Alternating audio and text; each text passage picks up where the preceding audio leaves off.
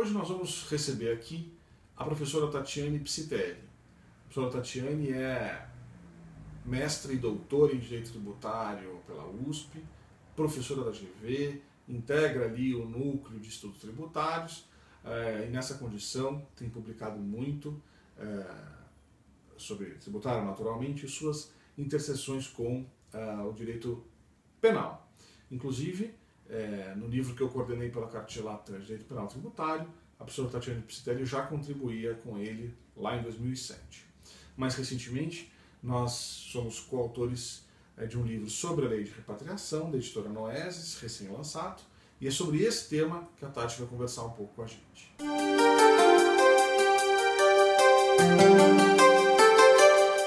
Olá a todos, como o Davi antecipou, vou conversar rapidamente com vocês sobre a chamada Lei de Repatriação, cujo nome técnico é Regime Especial de Regularização Cambial e Tributária, que foi instituída aqui no Brasil no começo de 2006. Na verdade, essa lei ela faz parte de um contexto muito global, né, e muito mais amplo, na verdade, do que ela pode inicialmente sugerir. Trata-se de um movimento que o Brasil, do qual o Brasil faz parte, de transparência internacional. Isso começou lá em 2009 com a CDE, reformulando o Fórum Global de Transparência Tributária. Esse movimento da CDE ele foi reforçado por uma postura dos Estados Unidos de troca de informações com autoridades tributárias de todo o mundo, que vem com a implementação do FATCA em 2010, e todos esses movimentos eles foram sendo absorvidos pelo Brasil na medida em que essa passa a ser uma demanda internacional e que revela sobre a segurança daquele ordenamento jurídico. Então a ideia é a de que não haja mais sigilo bancário, a ideia é, e aqui parafraseando o professor Heleno Torres, é de que haja um fisco global e, nesse sentido, um intercâmbio muito compreensivo de informações tributárias entre as diversas autoridades de todo o mundo.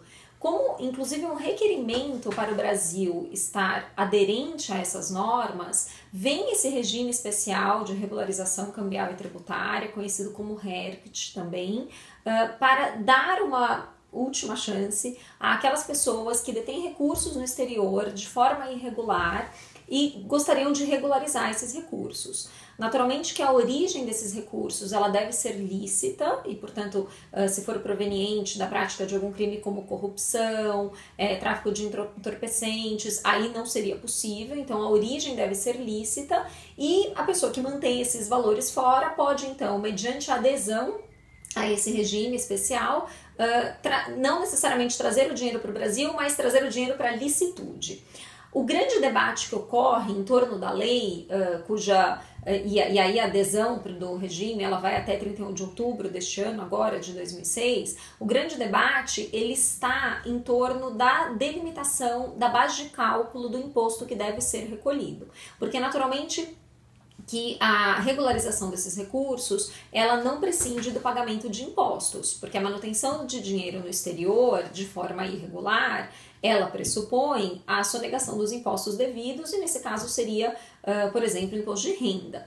Então, vem o governo e opta por fazer esta regularização pela via tributária.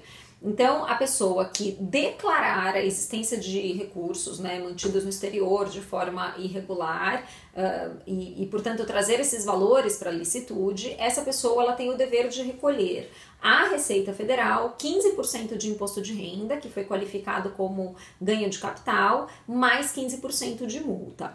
A grande vantagem nisso tudo seria a extinção da punibilidade dos crimes relativos à manutenção desses recursos no exterior, como, por exemplo, evasão de divisas, e também um câmbio muito favorável. O câmbio que foi fixado foi o câmbio de 31 de dezembro de 2014, que fica em torno de 2,66.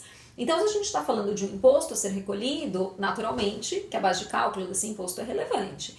E a primeira consideração seria, bom, a base de cálculo vai ser os valores que eu mantenho lá fora, né, que eu tenho lá fora, num determinado momento.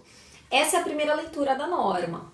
A norma estabelece um corte em 31 de dezembro de 2014 e, portanto, os bens existentes em 31 de dezembro de 2014, eles devem ser declarados e, sendo declarados, sobre eles incidirá 15% de imposto de renda a título de ganho de capital, mais 15% de multa, considerando o câmbio desta mesma data de 31 de dezembro de 2014.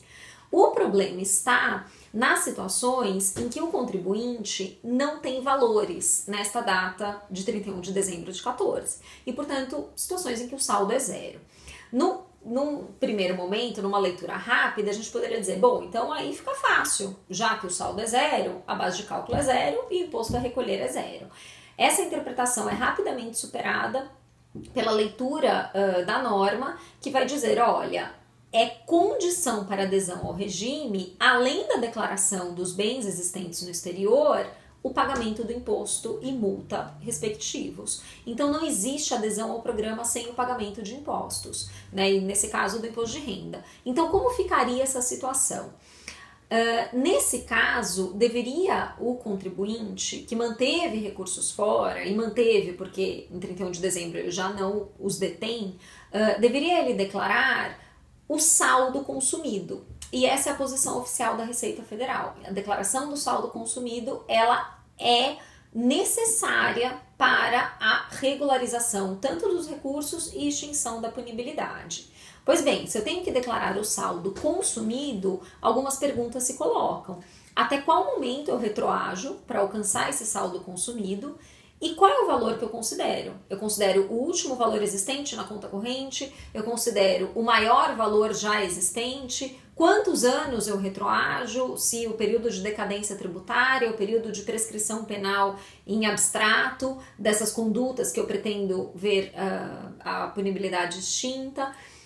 Todas essas discussões acabam por revelar um tratamento pouco isonômico entre os contribuintes que detêm recursos em 31 de dezembro de 2014 e aqueles que não detêm. E ainda assim gostariam de aderir ao regime para ficar com uma situação regular e, portanto, prontos para essa troca global de informações que vai se consolidar nos próximos anos no Brasil. Essa falta de isonomia e esse tratamento diferenciado dessas duas hipóteses pode gerar algumas demandas judiciais, mas de todo modo a solução para isso ela está muito mais no apetite para o risco que o contribuinte tem e na disponibilidade financeira, porque se há muita disponibilidade financeira ou se a disponibilidade financeira não é um problema, então ele retroagiria o máximo período de tempo, né, o que ele conseguiria de documentos e declararia o maior saldo nesse mesmo período. Aí ele estaria numa situação absolutamente confortável, mas isso depende de muitas variáveis que devem ser analisadas caso a caso.